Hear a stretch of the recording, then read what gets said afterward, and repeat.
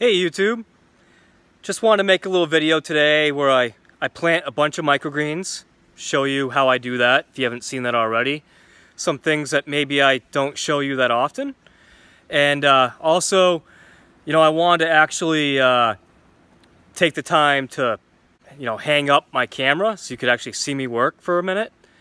And if you like this video and you're new here and you haven't seen it before, please consider subscribing and hitting the little bell so that you get a little notification, and definitely make a comment.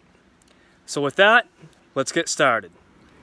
Just wanted to show you something real quick. You guys know I usually don't do a lot when I'm recording, like I show you before and afters. That's because I don't take the time to strap my camera, or in my case my phone, to anything.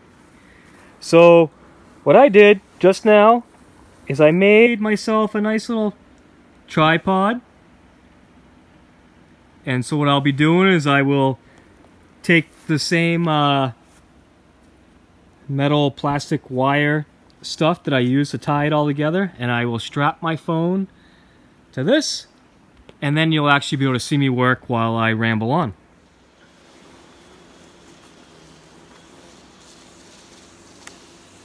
Tripod is all set, all adjusted, and we're ready to go.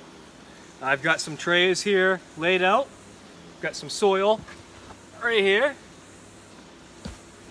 Got my Frosted Flakes bowl I've been using forever to do this.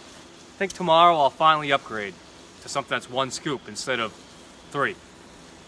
And I've got all my seeds here. All kinds of different seeds. Bigger bags of seed.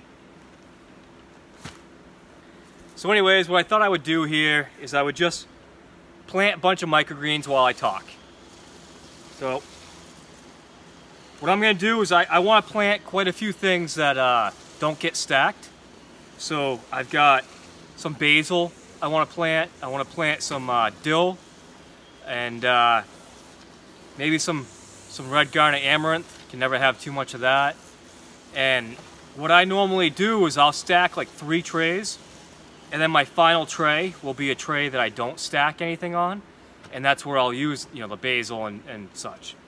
But in this case I want a little bit more of those things that I don't normally stack. So I'm only going to do a single tray of something that gets stacked, and then the basil or amaranth, or maybe some lettuce on top of that, and we'll go with that.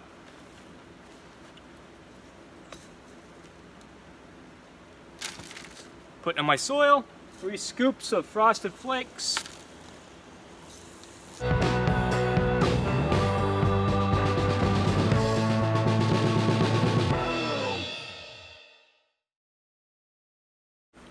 So it's going to flatten all the soil out, knock out any of the clumps. I've got 2 trays here that have, they're doubled, one with holes, one without. And then I've got 2 trays that have no holes in them, and they're not stacked up. Those are going to be for trays that I water from the top. So something like sunflower or peas. So I'm just going to do like a single tray of peas, a single tray of sunflower in those trays. And both of these I'm going to do basil.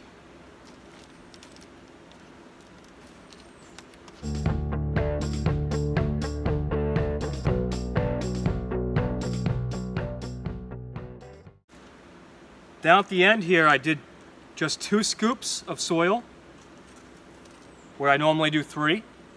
And that tray is going to be my peas.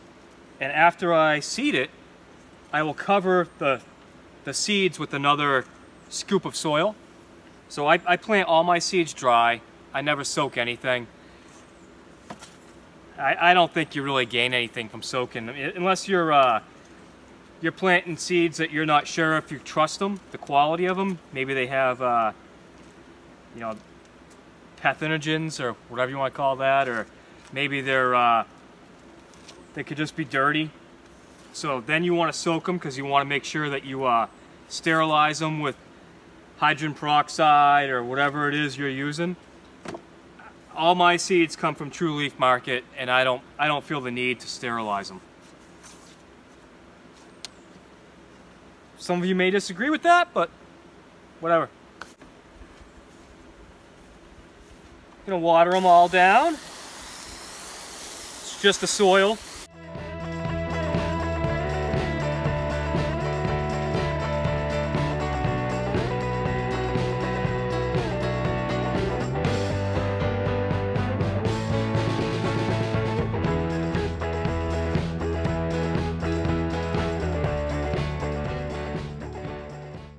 As you can see, that was a lot of water, and people ask that a lot, like how much do you water? Do you water between stacks, you know, before you unstack them? And the answer is put on as much water basically as the soil will take when you're germinating them. You don't have to water between while they're stacked up, and you only have to water like once a day. I water pretty heavy. Living here in New Hampshire this time of year, it's important that you have one of these. Electronic fly swatter, the deer flies or horse flies or whatever you want to call them. They're getting pretty relentless this time of year, so you're going to want one of these if you're going to be doing this kind of work. It's like after you zap a couple of them, it seems like you can push the button on this thing and then they just kind of all disappear. They don't even, oh, you hear that? Got one. So this is my basil. It's this seed, I've actually had it for like over a year now, I think, and it still germinates great. It's Genovese basil, real simple, basic stuff.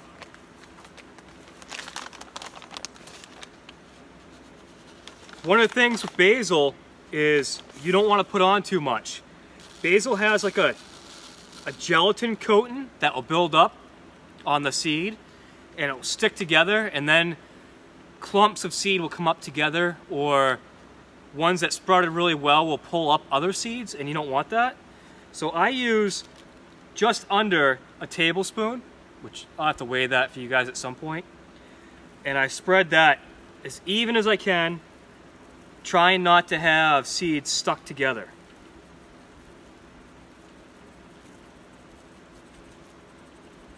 So you don't want too many seeds sticking together. I just dropped a clump that probably won't go too well. So going really thin like that's fine.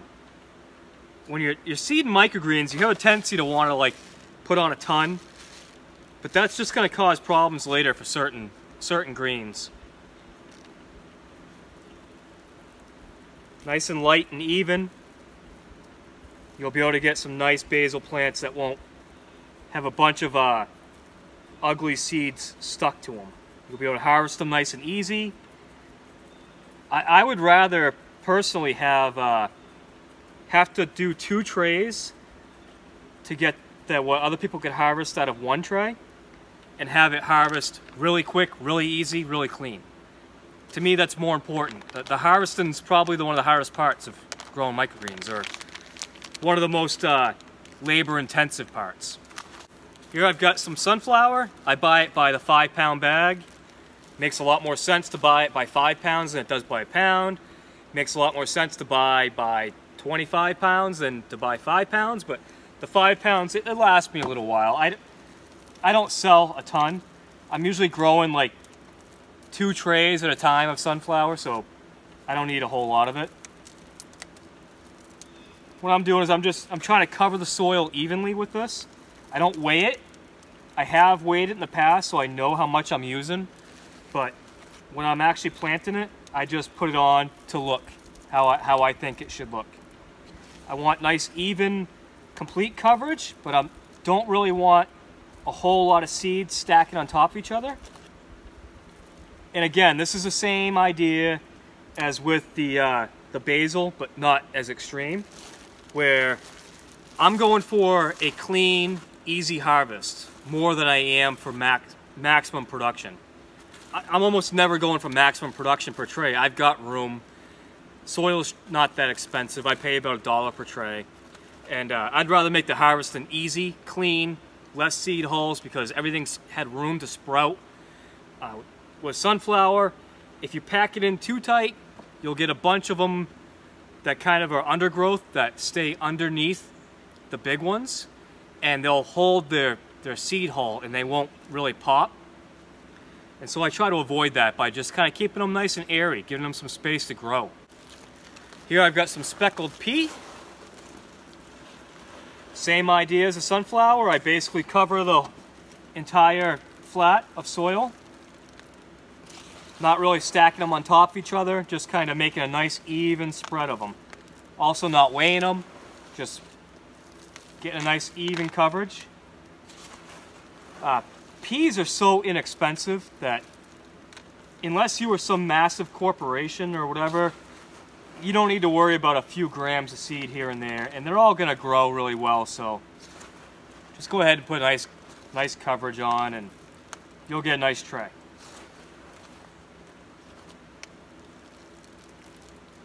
Looks about perfect to me. Time to order more. Almost out. So like I said with the peas, I add on another Frosted Flakes bowl worth of soil to the top, cover them up.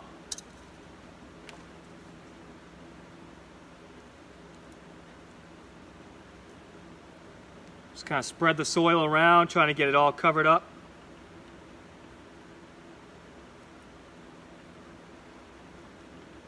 Doesn't have to be perfect. I like the way the peas grow better if I have a coating of soil over them.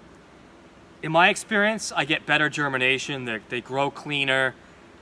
It's just all around better. But you don't have to do it, and a lot of people don't do it. So now, more water. I'm gonna water the sunflower. This gets all the seeds nice and wet. I'm gonna water the peas.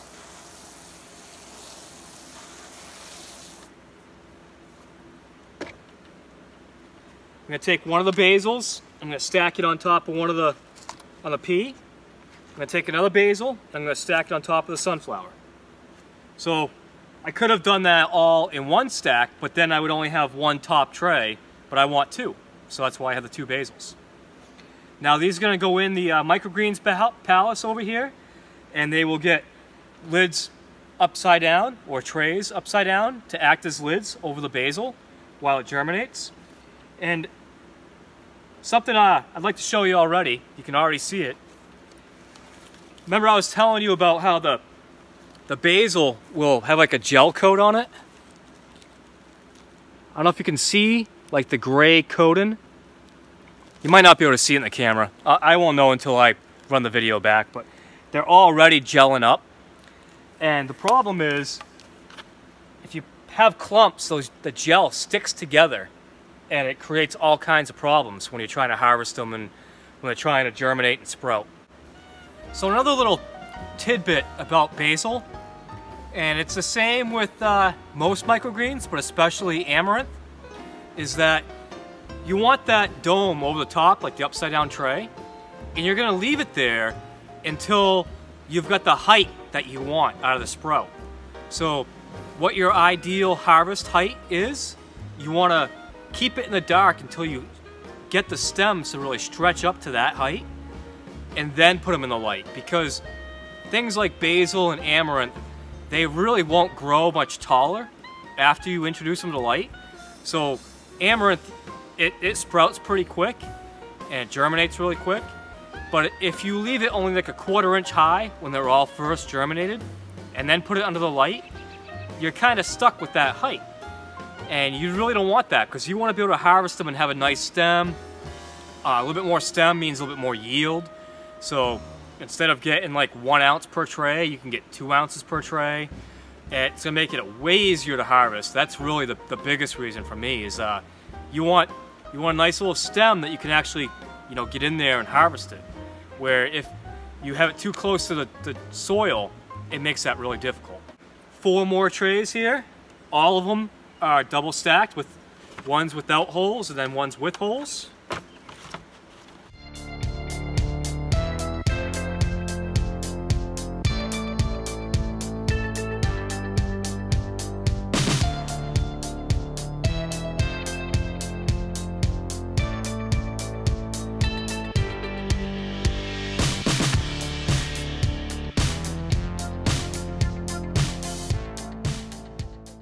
Smoothing out my soil here.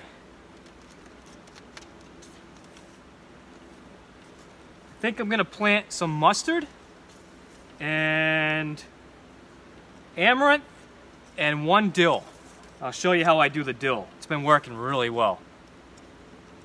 It's still a low yield product, but chefs get really excited when you bring them, you know, some fresh dill microgreens, because it's not something you normally get. So I like doing that. I always try to have something that I don't have all the time when I go to my chefs. And I've talked about this a little bit before, but most of my clients, what I do with them is I show up every week at a set time, a set day, and I show up with what I have, and they get to pick from it, and they're all fine with that. And that works out great for me because I can just pick what's ready. I don't have to be all that concerned about whether or not I'm going to meet their order or not on certain products. And the other thing that's great about it is when you show up with something kind of special or something you don't normally have, that gets them excited. You know, so they grab in the package and they're immediately like, oh yeah, I definitely want this. I've got ideas already of what I could do with this.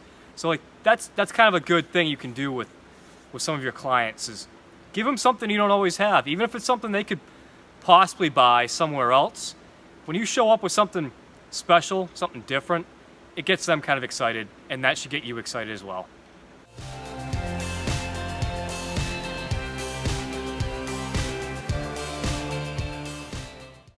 So here I have some dill.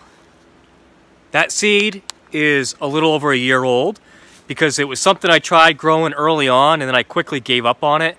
It was too difficult and it didn't produce much, and I was basically, you know, I'm not getting much out of it. The seed itself smells like pickles. I actually really like it. But so what I found though is that if I lay it on pretty heavy, like I'm gonna put this on a lot heavier than I would put on a lot of other microgreens, and then I put a clear dome over this and just let it sit in the palace there. So I'm gonna put on 2 tablespoons.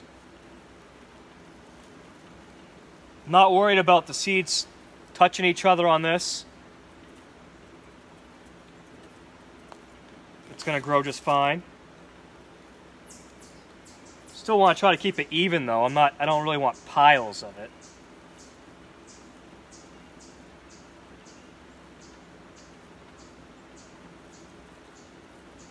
It's been so long, I can't even remember what I paid for this, but I remember it being really inexpensive. Or at least I think it was inexpensive. So it was worth playing around with. Just spreading out a couple pieces that were kind of stacked up. And so that was 2 tablespoons. I'm going to go ahead and dump another partial tablespoon on there.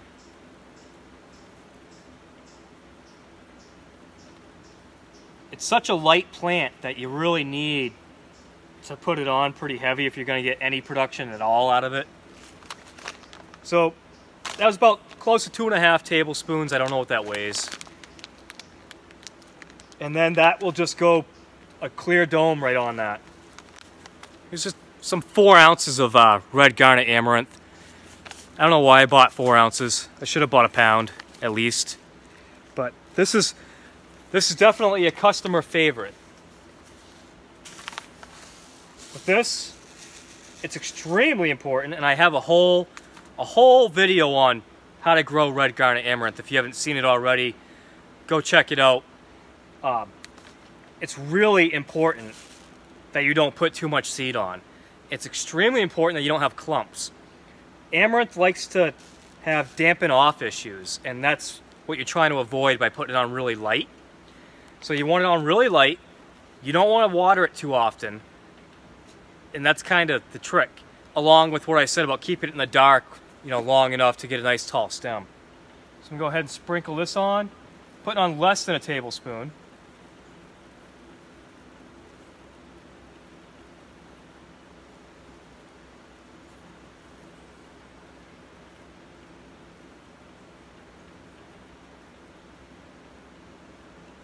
Really want it even. All I can smell is pickles because I'm over the dill. That's a really nice even tray. You're gonna look at that and think it's not enough seed, but trust me, it is. That tray will harvest about 4 ounces. About 4 ounces what you can expect out of a tray of amaranth when it's really sparsely planted, and yeah, that's what I get. The bottom 2 trays, I'm gonna do what I could kind of call this like a cheater microgreen, and there's a good reason for that. So for starters, it's spicy oriental mustard, and this is from True Leaf Market again. Super inexpensive seed. It's so cheap for mustard. I bought 5 pounds of it, and 5 pounds of this is gonna last me a long time because I don't grow 50 trays of mustard a week. But with 5 pounds, you pretty much could do that for quite a few weeks. But so the reason why this is sort of a cheater is that mustard can be good for several weeks of growing. So I could have this ready to harvest in like 10 days, but if I don't have a buyer for all of it, it's not a big deal. It's actually only going to get better in another week. And you could actually go almost another week after that before you start having problems with, they're getting cramped up and they're probably starving for nutrients.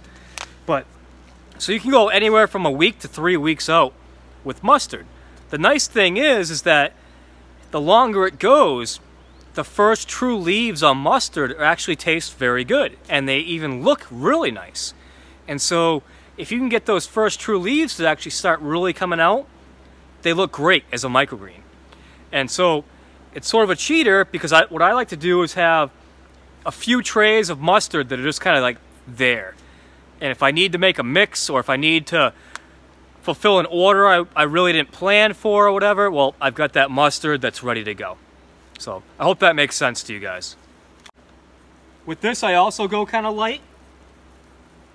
And by going light, it means you can also grow it longer. Like I said, if you try to go too dense, it's gonna starve out for light, for oxygen, for nutrients.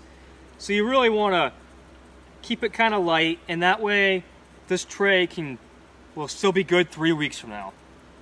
Or if I had a buyer for it, it could all be sold in 10 days.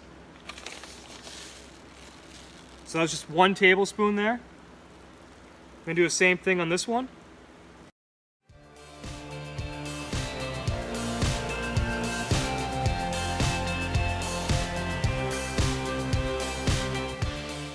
And again, anytime you're putting on the seed really light, it feels wrong. It feels like you need to put more on there. Well, you've got to just trust your experience and know that you don't need to put more than that on there. So that's going to work out just fine. So again, just like the other trays that I showed you, I'm going to stack this amaranth right on top of one of the mustards. And this dill is going to go right on top of this mustard.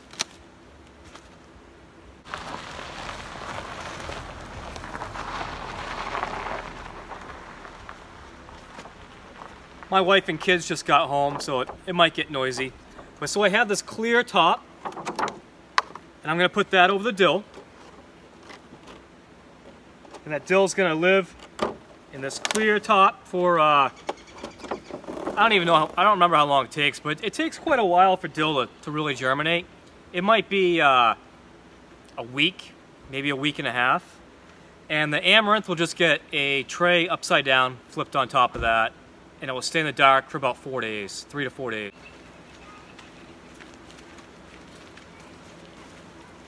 Like my tripod.